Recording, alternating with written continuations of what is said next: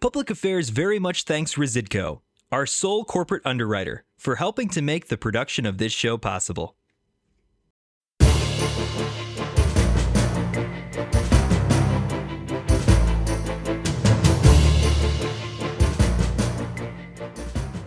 biggest issue that we face when it comes to dealing with crime in the city of Chicago is that nobody wants to just call it out for what it is. And we see time and time again this confluence of all the bad decisions of policymakers and politicians leading up to the one central point where we have a city that is spiraling out of control. You had a police department that was handicapped by its mayor, not allowed to do foot chases, not allowed to do chases in vehicles, not allowed to apprehend, and even question on whether or not they're arresting individuals in a fair and balanced way when we know that they are doing constitutional policing. You have a state's attorney who absolutely refuses to prosecute people for any of the crimes that they do or to bring the charges to upgraded felonies when we know that they are responsible for crimes above and beyond what is just simply what they're simply being arrested for. And a court system that has failed us time and time again. And all of those pillars like to point to COVID, like to point to the pandemic and civil unrest as to the root causes for their failures. But in the end, it's the lack of political leadership to do what needs to be done and call out what needs to be called out, which is that you have individuals in our community who are magnets of violence, who are committed to terrorizing the neighborhoods that they call home, the people that they've grown up with, and we have politicians who make excuses day in and day out. We have a mayor who is busy playing semantics, whether it's mobsters or mob action, as opposed to saying that the 300 youth that were trying to terrorize the South Loop should have been arrested for their illegal activity. We need to just focus on calling out the behavior, enforcing the law, and prosecuting the criminals in a clear and consistent manner and vocalizing that and not continuously gaslighting and virtue signaling for everything else that's going wrong in our society while ignoring what's directly in front of us. So you are, for this half hour of our show, or you are our shadow mayor. I'm going to make you mayor of the city of Chicago. Seriously, if you're there, there are 50 aldermen. How do you get it done? Let's say you believe, which I think you do, all the things you've said, but that ain't enough. You got to sort of do something about Fox, the state's attorney, something about the chief judge, Tim Evans. You got to get the right superintendent. We'll see who Brandon Johnson picks. Let me stop right there. Well, there are three people who are being considered. Who should he pick? Well, first, I think our next superintendent should be a Chicagoan, must be a Chicagoan, familiar with our police district. So there are only two of those, so there's right? Only two. So who are those two guys? Novalis and Snelling. Okay. I only know Deputy Chief Snelling because he used to be one of my commanders in the Englewood district. I've worked with him. I know where his heart is. I know how he operates. I've seen how he executes orders within the district and his commitment to going after those individuals who are the magnets that I just referred to. I've also heard great things about Novalis, but I have a relationship with Snelling, and I know that he could do the job if he were picked. So if you were there, Snelling's the guy, right? Yes. And would Snelling do these things you've just talked about? What can he do? Constitutional policing, he can't change the courts, right? So he can only do police stuff. What can he do? Before we start worrying about Kim Fox's job and Tim Evans' job, we have to make sure we're doing our job first, to the best that we can do in terms of going after those individuals, making sure that our officers are going out there, arresting the people who they need to arrest, are engaging with those individuals who we know need to be engaged with to help deter some of the violence, and working with our detectives to solve some of these cases so that we can bring people to justice. If our department is doing everything it can well to make all of those cases come together and present it to the next two rungs in the ladder, then that's where we need to start first. Because I can't complain about them if the police department isn't doing everything it needs to do first. Okay. Knowing that Snelling can do that, and as shadow mayor, I give him the autonomy to do that and not interfere the way Lightfoot did, and hopefully the way Brandon Johnson won't, but giving Snelling the autonomy to do his job as a superintendent, or giving our police the opportunity to do the job we spend millions training them to do. Then as mayor, when Kim Fox or the courts fail us, I need to be willing to use that bully pulpit on the 5th floor to hold my fellow elected leaders accountable for those failures. When I arrest a murderer and charges aren't brought forth for murder or manslaughter or anything against that individual, we have a problem. And our mayor should be pounding his fist on the podium, demanding answers from Kim Foxx or whomever her successor is, wanting to know why, after everything my officers did, my detectives did to bring that murderer to justice, she dropped the ball. And we have never seen that kind of anger from Lightfoot, and we have yet to see it from Brandon Johnson. But if I were mayor, that's what you need to do moving forward. You need to set the tone for the city of what's acceptable, what's not. Make sure your police department's doing its job moving forward so that when I point my finger at Kim Foxx or when I point my finger at the courts, they can't say, well, your guys screwed it up. No, I have 100% confidence we did it right and we're going to continue to do it right. Now you do your job. So Brandon Johnson, we're taping this on the 11th of August. So we're pushing 90 days. Pretty soon people are saying, here's the first 100 days. What has he done? What has he done? What would you have done differently in these first 90 to 100 days that Brandon Johnson didn't do? Well, I wouldn't have taken as long of a honeymoon post-election as he has. I think he's done a lot to go out into the communities. He's taken plenty of pictures, tweeted about Beyonce and Billie Eilish and a whole bunch of other people. But I don't think he's really gotten a sense of what city's government is doing right now in this moment, what the 28 departments that provide city services and are funded by the taxpayers are doing. And I don't necessarily believe that he's gotten a grasp on the violence that we've seen throughout the summer. Just this past weekend, we had 23 people shot, 6 people killed. That should be first and foremost on his mind every day. What can we do to bring these numbers down, to reassure people that we're taking this seriously? And I don't necessarily believe that that has been the case. If I were in this position, I would have already had a conversation with all my department heads, trying to figure out what exactly they are doing, what they need, how do we move forward, how do we produce the most efficient and effective government possible. But I don't think that was the case. I think the mayor told all department heads, I'll be back in touch with you in 3 months to let you know if I'm keeping you or firing you, which has left many departments in limbo. That's not effective leadership. What's important other than the Chicago CPD, Chicago Police Department? What department heads are important? I would have thought just focus on that. Well, I think just look at the rain that we had and the fiasco that was the West Side when we had 4 days of torrential monsoon downpours. And the poor people on the West Side went nearly 6 weeks before Streets and Sanitation was actually able to clean out all the garbage and debris from the flooding in their homes. That is an epic failure of government. Okay, so let's say Snelling's there. Say you're the mayor. You're going to have what's your first sit down? I'm Snelling. Tell me what you want to tell me. Ask me what you want to ask me. Well, I don't think I would be asking you anything. I think I would be telling you to reconnect with your departments, connect with your commanders. Let's establish where we are deficient in terms of our on the beat, where we need to load up to make sure that we maintain beat integrity. They were doing specific missions with regards to narcotics, gangs, and drugs. And what are we doing to ensure that we're not having the repeat offenders out on the street day in and day out, committing 80% of the crimes over and over again because they've simply been recycled in and out of the system. And what's he going to do? What's Snelling going to do to make sure you're not getting that repeat with those repeat offenders? If we have to, again, that goes back to building the case, making the arrest, making sure all our ducks are in a row, so that when we take it to the state's attorney to press the charges and prosecute, that we're doing exactly, that we're providing her with exactly everything that she needs to move in the court system.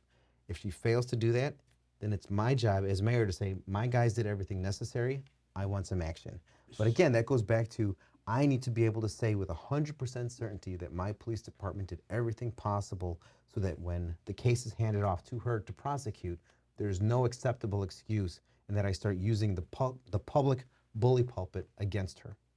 But so your folks, your police have to be out there doing proactive policing.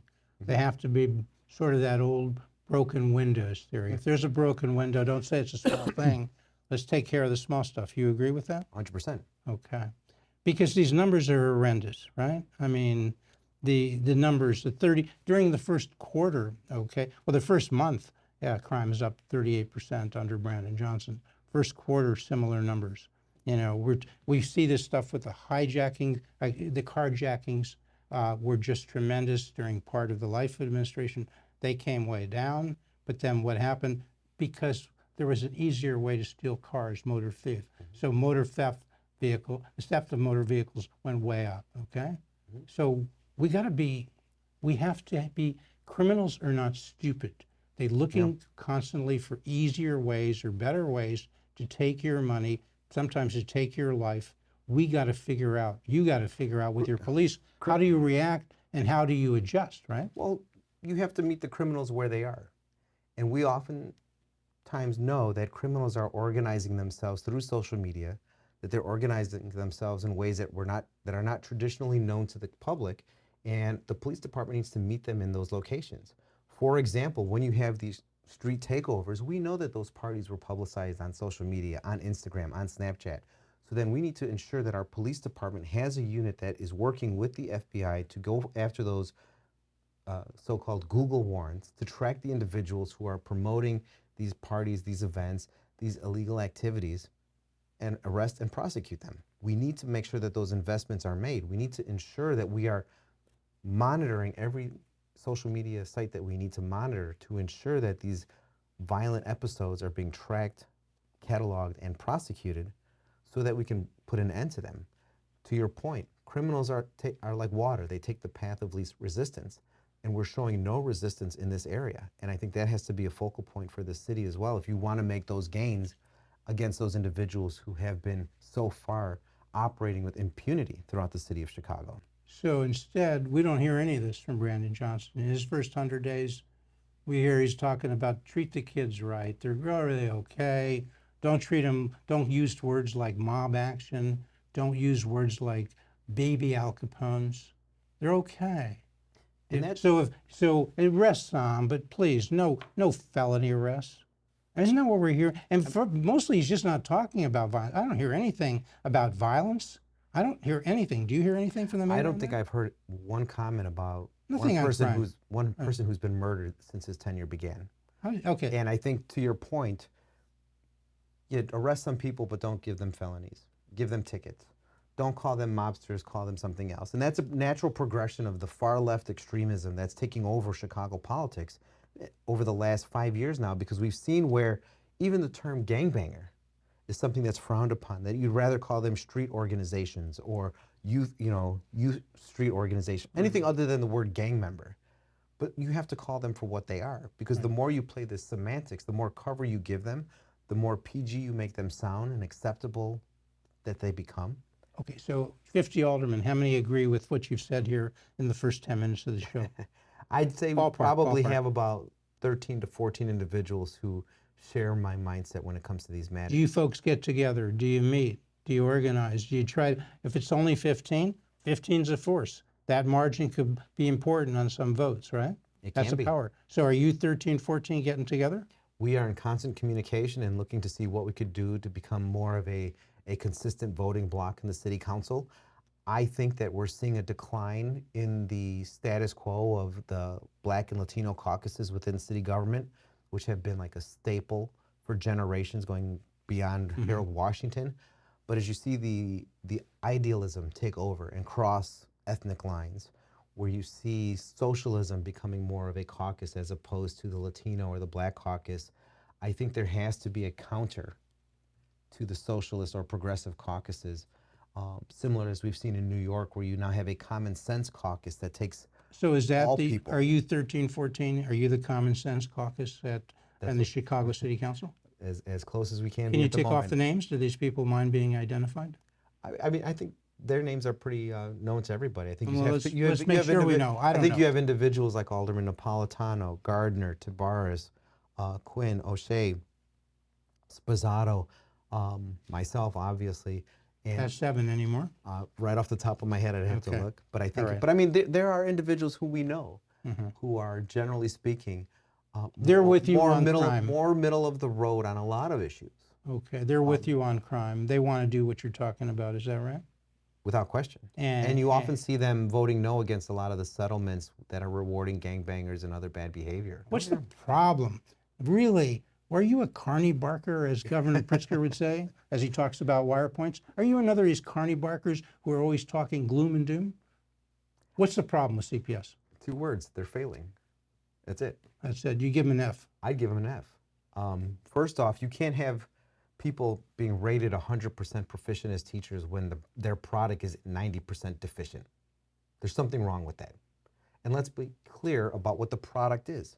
An educated student population, educated youth, able to read, able to write, able to do basic So what are the math. numbers? What are the numbers? So when we look at the numbers, particularly for African American and Latinos, I think when it comes to reading based on state proficiency, both groups are less than 20% proficient. 17 and 11, if I'm not mistaken. Yeah, When so it comes 11% to for African American, blacks? or is it 11% for 11% African blacks, Americans? 17 for Hispanics, right? So that means nearly 80% of the population can't read. Who's talking about this? 50 city council members? Your 13 guys, are they talking about this? The guys who are with you on crime, are they with you on education? I think as we continue to move forward with this, absolutely, because at the heart of all of this is that we are spending nearly $10 billion a year, $2 billion short of what it costs to run the entire city of Chicago, just on education, just on educating our youth. $10 billion. That's a side budget, students. right? Because Yeah, the that's Chicago separate from budget's everything 16 else. billion, right? Yep. They don't count that 10 billion. No. Put the two together, we're talking 26 billion. So that 10 billion boils down to, what is it we're spending per kid per Roughly year? $28,000 per student. $28,000 to teach 10% of our But not black to kids, teach. to not to teach 10% how to read, and only teach 10% how to read. So 90% aren't learning how to read for $28,000 per kid per year. And on the Hispanic level, it's 17% are learning how to read. 83% are not. Where's the money going? What are they doing? It's, Ray, if you and I had a classroom, we could do better, couldn't we? We see private schools, we see Catholic schools that don't even have a tuition 2/3 of that amount, with numbers that are reversed, with 90% proficiency. Wow. How do they do it? They teach. They focus on teaching. And I think what we see in many classrooms is you have a system that is set up focusing on everything else except the core basics of education: reading, writing, and arithmetic. The 3 R's, as I knew growing up. That's what we need to get back to, because for as much as the CTU and as much as all of the social justice warriors out there claim that we don't spend enough on education, don't spend enough investing in our youth, $10 billion to our youth for education is money that we are dumpster firing right now, burning every day, producing individuals who can't read, can't write, can't take care of themselves once they become adults, and are generally being forced into lives of crime and violence because we've left them so ill-prepared for their future. That is a failure on all of us, and we should be ashamed of it, especially those who see nothing wrong with this system. Okay. You're saying you think the 13 or 14 who are with you on crime would be with you on this, right? But they're not saying this. I don't hear anybody else saying it. Now I hear you. Why aren't they saying it? Well, I think we're going to start seeing more individuals speaking up, and as more of these issues come to light, you know, we've seen a great job by Wire Points promoting a number of these issues. But as we continue to have discussions moving forward into the budget season, when we hear from our socialist colleagues and others who want to see even more money go towards youth programs, even more money going towards some of the social promotion issues that are out there, the question will be asked: where did the $10 billion go that we put into CPS, to the Board of Education? Where is our return on our investment in this area, when we're seeing all of this money going to creating individuals who are ill-prepared for life and are being set up for failure?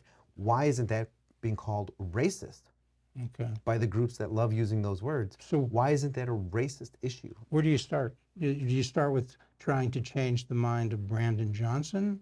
Because this guy spent 17 years of his adult life as a union organizer for CTU. Well, I mean, is he persuadable? I don't think so. I mean, this is the same individual who said he never met a child that he ever failed. He doesn't want to fail them. He doesn't want to tell them they can't read. They know they can't read, but he doesn't want to say that, right? But you're doing the youth a disservice. You're doing the student a disservice by not recognizing their shortcomings and addressing them and helping them overcome them. Simply by ignoring the fact and pushing them onward, you are setting them up for failure. What about the far left in the city council? Carlos Ramirez, right? Is he the floor leader for Johnson? He's the floor leader. He's the head of the zoning Is he committee. a communist? I would say so. He probably wouldn't deny it. He wouldn't don't say think that. he'd That's deny not a pejorative term for him. No, but I'm sure. If you had this conversation with Mr. Ramirez, what would he say when you said, look, don't you care about that 83% of Hispanics aren't learning how to read at grade level? What would Mr. Ramirez say? I think he and his comrades all would deflect and say it's root causes, it's something else. There's other issues you have to take into account. So he for would the write him. social He would promotion. write him off now and say, I can't do anything. I mean, Brandon Johnson told me this. He said essentially when I asked him at a press conference when he was running, he said, well, Jeff, the main determinant is economic status. We can't blame the parents. We can't blame the teachers. We can't blame the kids. We can't do anything, I guess, until you make sure everybody's earning $200,000 a year, right? When no one's at fault, everyone's at fault. Okay. And somebody has to be held accountable for why a young child can't read or write. That is the teacher. You are paid 8 hours a day to help this individual. Now, granted, there are familial factors, but at the end of the day, it is the teacher's job, who gets paid very handsomely, to help educate students. So And where's they're the failing. pressure? Where's the pressure point? You're a city council guy. You're an alderman. You organize these 13 or 14. Where do you go? Do you go talk with the Chicago School Board? Do you go talk with the superintendent at CPS? What do you do? Going back to if I were shadow mayor again, you need a clean sweep of that whole building. The whole board, everyone has bought into this system of failed production. They are bought hook, line, and sinker in maintaining the status quo of the Board of Education and CPS. You need a clean sweep. You got to open their minds to looking at. If you can't do that, you got to get people with open minds to looking at different ways to get people to learn how to read. Is that it? How you educate people. Yeah, how you and get to understand what they're producing. Happy faces that can't read or write is not a success story. It's a failure. And right now we have a mayor, we have members of the city council, and pretty soon you're going to have an elected school board that's going to be probably bought and paid for by the CTU. That's going to be in 100% agreement with all the failed So policies you have to going go on. over the heads of all of these people. There is an election every 4 years for aldermen, for mayor. And You soon got for to school board. and school board. You got to go over the heads and talk to all the parents of these kids who are not learning. Because we talked about blacks at CPS and about Hispanics, but what is that? It's 85 to 90% of the students, right? Yep. You got 300,000 kids with parents. That's where you go, right? The victims of crime, the people who are afraid of crime. You got to do that, right? That's what you got to do. As the mayor, if you're really not mayor and you want to get there, you got to go over the heads, right? You need to go to the source of who's the user, and that's the parents. And you need to start using the terms that they use to talk about, the prison's a pipeline system. A failed educational system is the ultimate pipeline to prison. And we need to let parents know that the system that they think is educating their youth is not. That this is not a $10 billion babysitting operation. This is meant to give these young children, these young men, these young boys and girls, the foundation they need for a successful life on this planet. And we are setting them all up for failure. And we can't claim ignorance when they become criminals because they don't know how to support themselves because we have failed them. Teachers making now the average salary in 2024 as a result of that last contract that Lightfoot gave us, is it close to $100,000 a year? I think it was average salary. Around 90. Okay. I think it's closer to 100. You could be right. 100,000. Pensions for these career people as they retire now with 30 years, we're talking $75,000 a year. With only 2% paying. They're retiring with a pension of $75,000 per person, teacher retiring, $75,000 per year for the rest of their lives. If they can retire at 52, that's a 30-year, several $1 million payout. That's who it's set up for, isn't it? It's really not. The system is not set up to teach the kids how to read. There's a reason why they write. don't want their pay tied to their performance.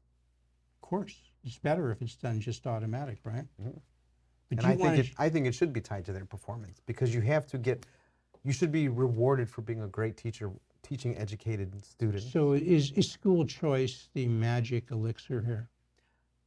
I think it's definitely worth the silver bullet, conversation. yeah. I don't know if it's a silver bullet, because not everyone has that opportunity. Even if you were to give them a voucher to go somewhere, they still don't necessarily have the means to get to that school. What are the 5 or 6 neighborhoods in your ward in the 15th? So I have Canaryville, I have Gage Park, Chicago Lawn, Marquette Park, Brighton Park, Back of the Yards, and West Englewood. So if you could say to these people, hey, it's a little bit, you take some finesse. We're spending $28,000 per kid per year, but that counts federal funds, that counts local funds, that counts state funds. We give you that. We've worked out the details, okay? So okay? I, Mayor Ray Lopez, with my city council of 50 people, we want to give you folks service, okay? So we're now giving you a voucher for $28,000 to spend at the school of your choice. And they say, but wait, we can't get there. Well, the other thing we're giving you is we're telling people if they come in and they make the case, they could show us they're setting up a school. It'll be well funded. It'll be quality instruction, okay? And we're going to be where the people want us, okay? In West Englewood, in Brighton Park, in Chicago Lawn, in Gage Park, in Back of the Yards, Marquette Park, in Canaryville, as well as around the city of Chicago. Because that's how, you were at Southwest, right? You learned service with a smile, right? That's what you do if you're free enterprise. You go where the people are. And you don't do it out of the goodness of your heart. You do it for that $28,000, and if you don't produce, if you don't teach kids how to read, they're going to go somewhere else because they got competition.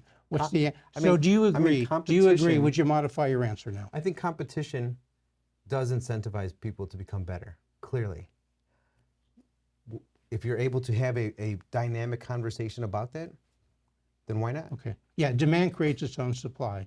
You give them the demand, the purchasing power, they'll come, the suppliers, okay? Build it and they'll come. You give them the money, they'll build it, they'll come, right? It's easy. We just don't. The hard problem here, as we've said, in wrapping up, the hard problem is the politics.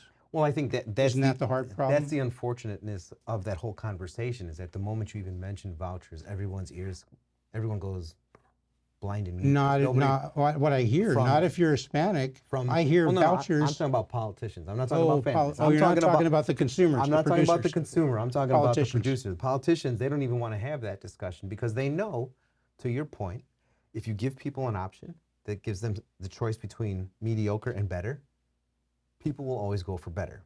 But politicians are trying to stick with the system. Politicians care about what? They care about getting elected. If they know their voters are upset with them, I won't use the word, starts with a P. If they know their voters are upset with them, they'll change. Well, that's why this argument can't just be left to politicians to discuss amongst themselves. As you said, you have to take this to the consumer, the parents, the families who are using these systems that are failing their children, and make the case to them, because ultimately the constituencies will demand better, and they will demand that of their elected officials, whom, if they want to stay in office, will have to listen, because you cannot ignore your voters. You could try to spin it all you want, but if little Johnny or little Jose can't read or write when they go home, their parents are going to want answers. And if they don't know what's going on, then it's our job, for those who are supportive of a more robust system, to let it be known on all levels. So we've handled the problem of violence. We've handled the problem of the schools, right? As Mayor Ray Lopez has done, right? All right. Ray Lopez, you come back often. We got much more to discuss. And you come back next week and every week to Public Affairs.